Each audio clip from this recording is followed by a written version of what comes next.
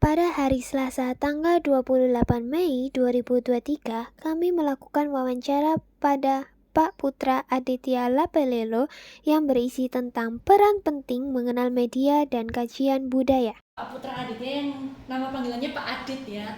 Pak Adit ngajar matkul apa aja sekarang di Vkom? Untuk di Vkom saat ini saya ngajar beberapa mata kuliah ya, tergantung semesternya, tapi biasanya saya ngajar teori komunikasi, media kajian budaya, sistem hukum Indonesia, hukum etika profesi komunikasi, dan beberapa mata kuliah yang basicnya korporasi dan media, korporasi komunikasi ya. Oh, nice. Udah Udah suhu. belum. Coba Belum. bagi kami suhu dulu, Pak. Nah, hari ini kita mau belajar sedikit mengulik tentang salah satu matkul yang Pak Adit ajarin ini guys. Tebak apa ayo? Ayo.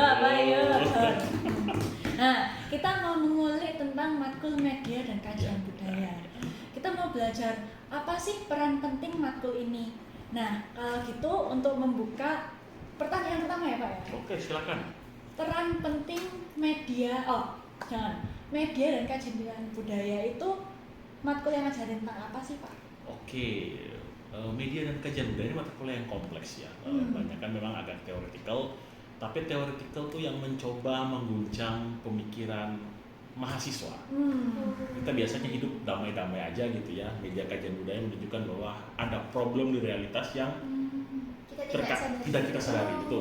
Terkadang itu justru di dekat kita malah kita tidak sadari. Nah, mungkin kalau mau ditanya apa yang dipelajari ya, saya mungkin bisa notice beberapa mata kuliah,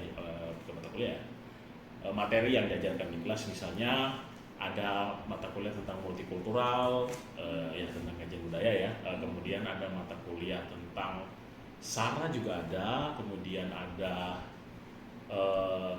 postkolonialisme, gender, masyarakat industri kebudayaan dan masyarakat konsumsi. Kurang lebih ada beberapa mata kuliah nih. Aspeknya itu bicara tentang persoalan ketidakadilan di masyarakat. Ya. Nah, jadi untuk interview kita pada siang hari ini kita kan mau mendalami tentang SARA ya Pak sebenarnya. Cuman kami juga mau dikasih tahu sedikit tentang permukaan tentang materi yang lainnya, mungkin Pak bisa dijelaskan kayak konsumen apa tadi. Jadi gini teman-teman, misalnya beberapa mata kuliah di media kajian budaya itu misalnya tadi ada industri kebudayaan dan masyarakat konsumtif. Nah, buat teman-teman yang suka nonton film, suka nonton live music, sebentar lagi ada Coldplay gitu ya. Ya itu mata kuliah ini mempelajari bahwa ketika kita konsumsi barang-barang seperti itu, mau kamu nanti mau konsumsinya Korean style atau Japanese style, mau jadi wibu atau jadi Hallyu itu terserah. Cuma dalam mata kuliah industri kebudayaan dan masyarakat konsumsi seringkali itu kita ditunjukkan bahwa terkadang kita membeli sebenarnya sesuatu yang tidak kita perlukan. Kita membeli itu hanya karena kita menginginkan, tapi kemudian itu punya dampak yang sangat merugikan kepada banyak orang, termasuk pada diri kita sendiri.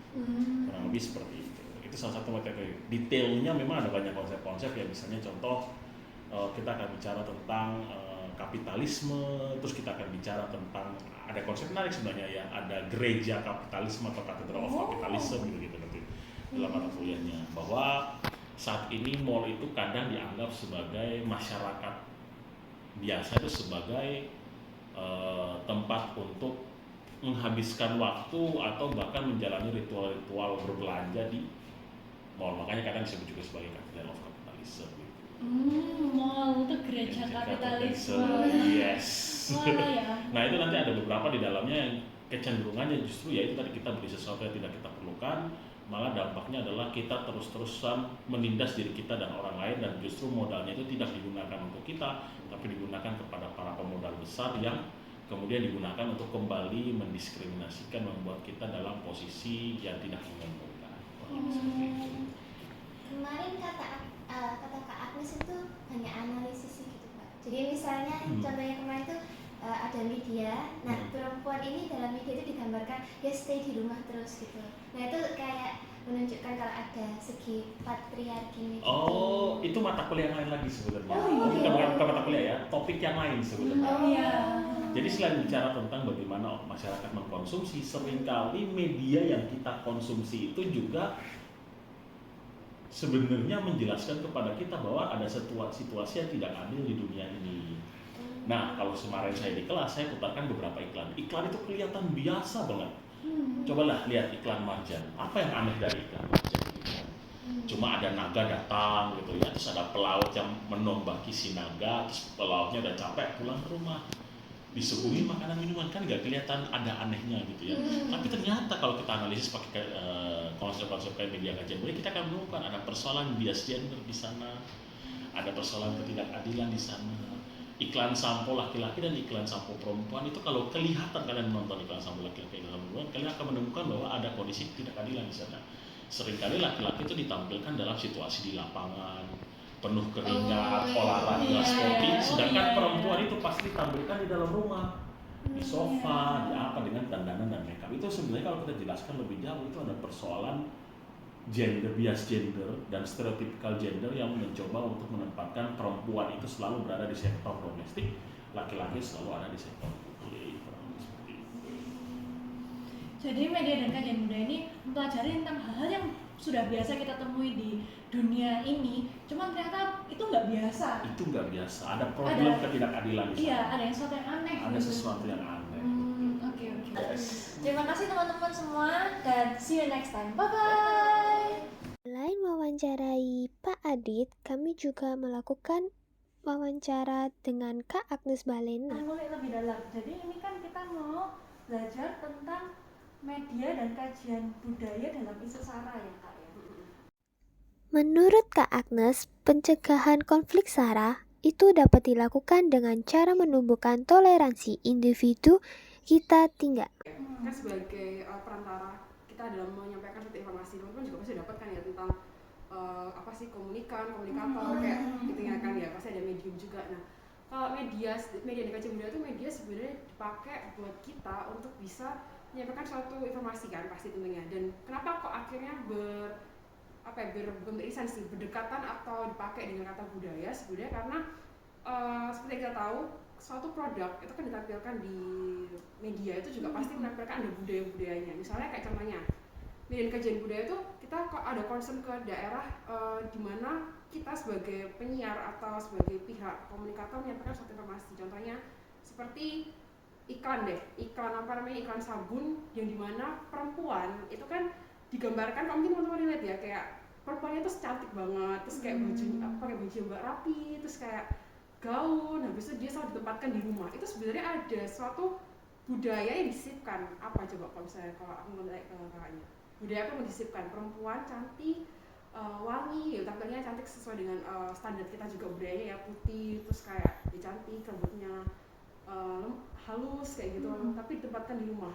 Kalau aku mau tanya nih, budaya apa ya kalau misalnya teman-teman lihat ikan seperti itu? Yang pertama-tama stereotip wanita itu yang cantik itu rambutnya misalnya hitam panjang lurus gitu, terus habis itu putih cantik gitu kan.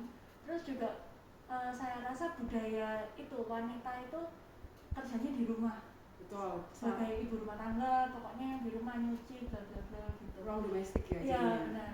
Iya itu betul. Jadi di situ kan kita bisa melihat tuh kalau iklan media kan media dipakai untuk satu apa ya, produk perusahaan untuk menyampaikan tentang produknya dia, disisipkan juga dengan budaya patriarki. Kita bisa lihat patriarki kan di situ ya. Jadi kayak ada budaya di mana perempuan selalu ditempatkan di rumah, padahal seolah-olah bahwa yaitu ingin secara tidak langsung ingin membiasakan pemahaman pada konsumen atau audiens yang melihat itu bahwa oh ya itu hal yang wajar. Jadi kita tuh melihat itu ikan itu kayak ya wajar-wajar aja, padahal sebenarnya ada hal yang bukan apa ya, hal yang kurang tepat sebenarnya gitu kan.